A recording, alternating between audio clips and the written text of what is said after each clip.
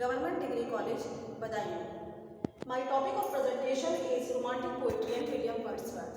William Wordsworth is a great romantic poet and he is widely considered as the founder of English Romanticism. Romantic period begins from 1798. William Wordsworth and Coleridge both published lyrical ballads in 1798 and this is considered the manifesto of English Romanticism. William Wordsworth is a romantic poet and he has so many romantic qualities that are following. Number 1, break from set rules. In 18th century, poetry was based on reason and artificial diction was used.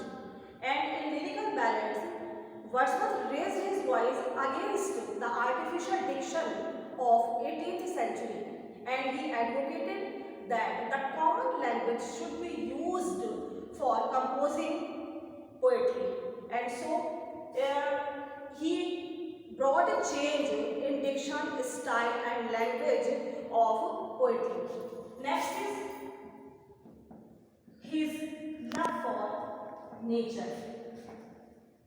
Wordsworth is a great lover of nature and his poetry and his love, especially for nature, makes him a great romantic because love for nature is the core of romantic poetry.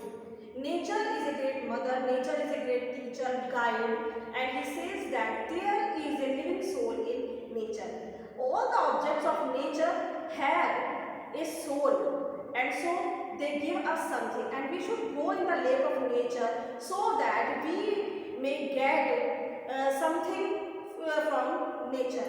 He says that on the one hand, nature gives us joy from joy and then on the other hand, it teaches us how to control the evil or it checks us from going on the evil way.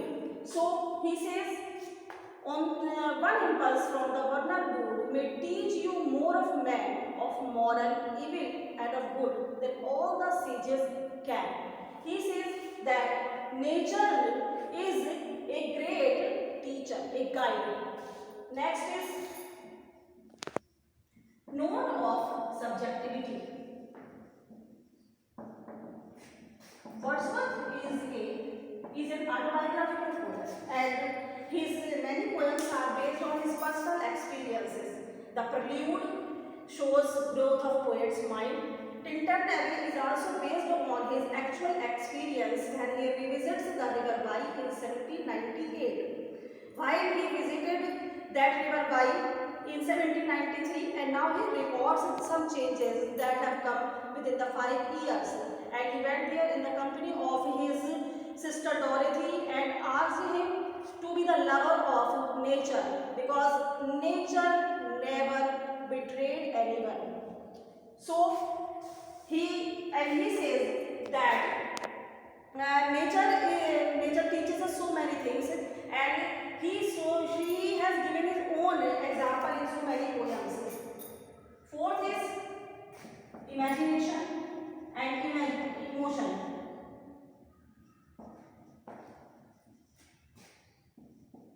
Wordsworth is an imaginative poet and as he says that poetry is the spontaneous overflow of powerful emotion that takes its origin from tranquility. And his poetry is imaginative and as a poet he has expressed his emotions and feelings in his poetry. Next is love for liberty and freedom.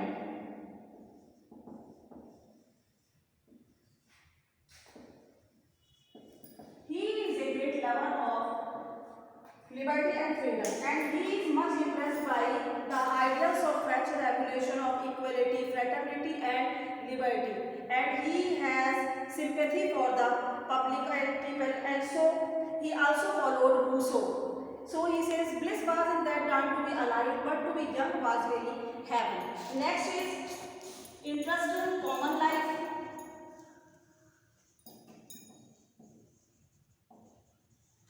Actually his love for nature mainly in the lover of common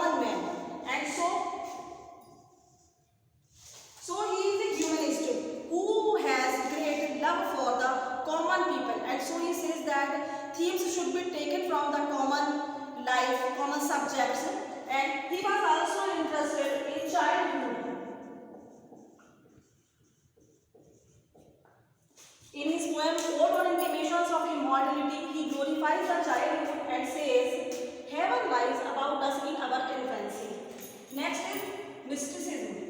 He is a mystic poet, and he shows that nature, there is a soul in nature, and nature pervades the whole universe.